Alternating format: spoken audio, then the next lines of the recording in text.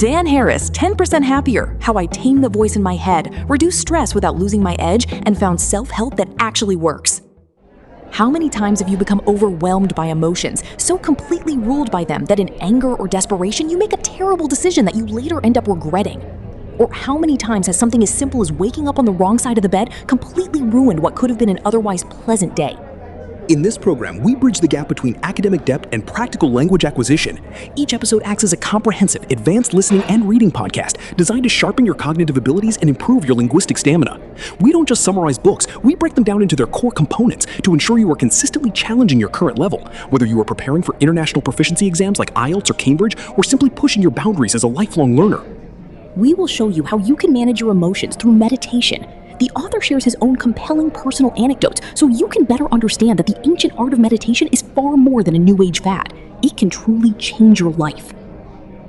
Right. In fact, recent scientific studies have shown that mindfulness and meditation can have profound effects on your mental and physical health, and thus your well-being. Meditating can even make you more productive, regardless of how you live your life, by helping you conquer your ego and manage your emotions. Section 1. The ego is your inner narrator or your sense of I. It's the voice that tells you what to do. We hear the word ego quite often. Your spouse might call you egotistical, your best friend is egocentric, and armchair philosophers invoke Freudian buzzwords, blaming personal shortcomings on the ego. But the ego is far more nuanced than we give it credit for. In our everyday interactions, we often refer to the ego as the source of pride, conceit, and amor propria, or self-love.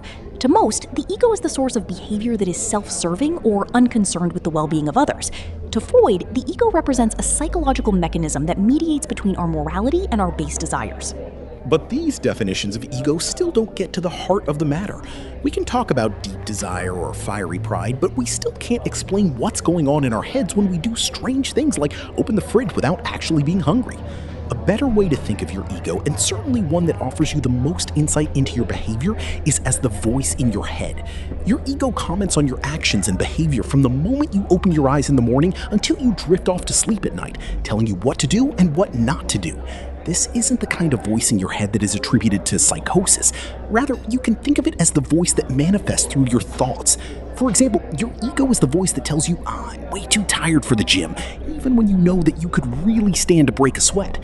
It's what makes you obsessively check your emails 1,000 times per day, or gaze into the refrigerator even when you aren't hungry. As you'll see, the ego is responsible for a great deal of what you do. Luckily, taking steps to rein your ego in can make us happier and healthier. Section 2. Your ego's ravenous hunger for more can never be satiated. It will always push you further. The ego is never satisfied. It will always want. It will never be content, and it will never be perfectly happy. By design, the ego will always want more than it already has. When the ego is fed a new thing, this simply resets the baseline for desire, and immediately the ego begins reaching for something more.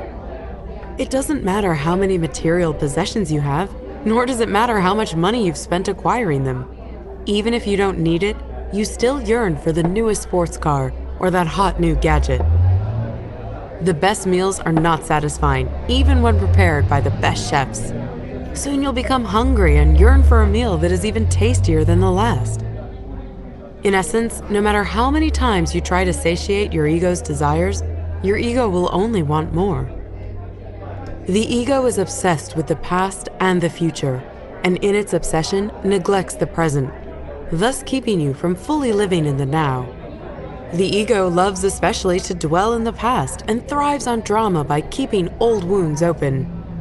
It's the reason that you complain to your spouse about a work problem at dinner, and it's what causes you to lament being jilted by your first love at 17, despite being happily married today. Your ego constantly assesses your worth against the appearance, wealth, and social status of others, but will always find you failing. No matter how smart, beautiful, or wealthy you may be, according to your ego, there's always someone smarter, more beautiful, or wealthier. Thus, your ego will spur you to continually strive to become that better person. But after achieving what your ego wants, will you be happy? No. The ego is never happy. Just think of all the rich, famous, or fortunate people who have committed suicide, become addicted to drugs, or otherwise ruin their lives. Control your ego by practicing mindfulness and becoming more compassionate toward others. When we practice meditation, we learn a valuable skill called mindfulness. Mindfulness is the ability to respond and not react to our surroundings as well as our impulses. Meditation increases our mindfulness by instructing us to immerse ourselves fully in the present moment and not to be overwhelmed with life's stressors. For instance, when a colleague told the author that he would never become a big-time anchorman, he used his newfound mindfulness to respond rather than react. He didn't let his ego and anger control him, but instead calmly asked his boss how he could improve his work. Mindfulness doesn't just improve our decision-making, it also changes our biology. A Harvard MRI study observed that people who had taken an 8-week mindfulness course through meditation had developed thicker gray matter in the areas of the brain associated with self-awareness and compassion. Likewise, mindfulness training appeared to shrink the regions in the brain associated with stress. This increase in compassionate behavior, that is, practicing concern for your own well-being and the well-being of others, is not something to be overlooked. Demonstrating compassion toward yourself improves your decision-making by allowing you to forgive yourself for mistakes and accept your flaws. In fact, studies have demonstrated that people trained in self-compassion meditation are more likely to demonstrate healthy behavior, such as quitting smoking or eating healthier. Likewise, being compassionate toward others actually helps you to become a more fulfilled person. One study asked participants to wear tape recorders for a few days, which would record their conversations. The recordings verified that participants who practiced meditation were more empathetic, spent more time with other people, laughed more, and used the word I less. Indeed, we can use compassion for others to our own advantage. As the Dalai Lama put it, be wise selfish rather than foolish selfish. Section 4. You don't need to lose your edge or become a pushover when you tame your ego. Some people dread the Buddhist concept of letting go, as they see it as going soft or becoming ineffective, an act of capitulation. For example, the American author and psychotherapist Mark Epstein often recounts the story of his Buddhist patients who denied themselves orgasms during sex or refused to place an order themselves at restaurants as a means of not expressing personal preference. Obviously, this sort of behavior did not make them happier people. Controlling your ego does not mean forgetting about your own needs and becoming a pushover. An Indian meditation teacher named Munindra advised all of his students to keep things simple and easy. One day, a student saw his teacher fiercely negotiating over a bag of peanuts in the village marketplace. When the student confronted him over his behavior, what he thought was a contradiction to the simple and easy mantra, Munindra replied, "I said be simple, not a simpleton." Controlling your ego does not mean that you have to lose your edge or stop being a productive member of society. In fact, according to Professor John Kabat-Zinn, practicing mindfulness actually makes you more creative and more productive, as it clears your mind of unhelpful assumptions and routines, thus making space for new ideas and thoughts. During a 10-day meditation retreat, the author was flooded with ideas with which he filled entire notebooks. He was more productive in this time of peace and mindfulness than normally, when his mind is cluttered and chaotic. Interestingly, one of the most important discoveries that the author made on his journey to tame his ego was that high levels of stress or the need for competition weren't necessary to fuel his drive. Quite the contrary, he found that it was a much more satisfying exercise to control these urges than to indulge in them. Section 5. Meditation is a simple way to increase mindfulness and compassion in everyday life. At this point, we've talked quite a lot about meditation, but what is it exactly? In essence, when you meditate, you sit comfortably and focus on your own breath. During this time, your mind will inevitably wander off to other things. That's okay. When this happens, simply refocus your mind on your breathing, without judgment. The nice thing about meditation is that you don't need anything to get started. Anyone can meditate anywhere. So, meditation is easy, but what's in it for you? Why should you bother? For starters, meditation increases mindfulness by teaching us to view the contents of our mind with non-judgmental distance.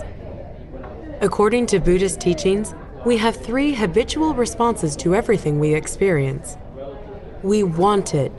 Think about that gut-level desire to eat a delicious cookie. We reject it. Imagine swatting at annoying mosquitoes. We zone out. Have you ever listened to a flight attendant's safety instructions all the way through? Yeah, right. Mindfulness gives us a 4th option. We observe without judgment.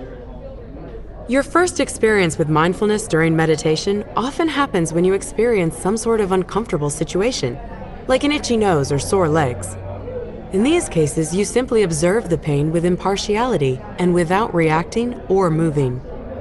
Eventually, you'll be able to apply mindfulness to more complex discomforts, your thoughts and emotions. In addition, meditation increases your compassion. In the month after the author added conscious compassion to his meditation practice, he began seeing changes in his life. He found that he was not only kinder to others, but also to himself. For example, he was better able to avoid gossip at work, became more empathetic toward others, and felt less annoyed by their idiosyncrasies or shortcomings. Section 6, meditation does a body good, helping curb the effects of stress and even disease. Meditation is not only good for the mind, it can also have profound positive effects on the body. Humans still haven't shed the fight-or-flight instinct, triggered in times of danger. While modern life has changed our daily threats, from prowling tigers to highway traffic, how stress affects our body hasn't changed. Constant stimulation keeps us in a state of overload, which causes high levels of toxic stress chemicals to accumulate in our blood. However, studies have shown that meditation can actually reverse the effects of these stress chemicals by lowering blood pressure and thus reducing the risk of heart disease. Research also suggests that the mindfulness practiced during meditation can spill into everyday life, leading to increased patience, empathy, and compassion. Imagine that you are stuck in a traffic jam on your way to work. Normally, you might react angrily and impatiently, punching your steering wheel and thinking, "Why is this happening to me?" However, once you have practiced mindfulness, you will simply observe these thoughts and let them pass without becoming consumed by them. You will not react, but respond with sober calmness. Other studies have shown even more obvious health benefits. Meditation can also be beneficial in battling major depression, drug addiction, binge eating, and smoking. It can help cancer patients better handle stress and senior citizens avoid loneliness. Meditation can also stem the effects of ADHD, asthma, psoriasis, and even irritable bowel syndrome. Finally, meditation allows you to sculpt the one tool you have for perceiving and experiencing the world, your brain. Indeed, studies have shown that training your brain through meditation can improve your resilience, impulse control, and your overall level of well-being. Yet, meditation cannot rid your mind of negative thoughts altogether. It can still help you deal with those thoughts. Section 7. Accept your negative emotions, then separate yourself from them through non-identification. Meditation, however, is not a cure-all. So what should you do to help stem the influence of negative emotions? Psychotherapist and Buddhist teacher Tara Brach suggests that you simply acknowledge your negative feelings. That is, admit that you're experiencing them, rather than deny them. The Buddhists teach that we should let go, but what they really mean is let it be. Instead of denying ugly characteristics or negative feelings, just let them be without judging yourself for having them. Another Buddhist saying is that the only way out is through. Imagine those negative feelings as an immense wave coming right toward you. The best way not to drown is to dive into the wave, thus causing it to lose power. The author learned this the hard way after he tried to shut out all his memories of reporting in a war zone through using drugs, instead of acknowledging the sorrow and brutality he had witnessed.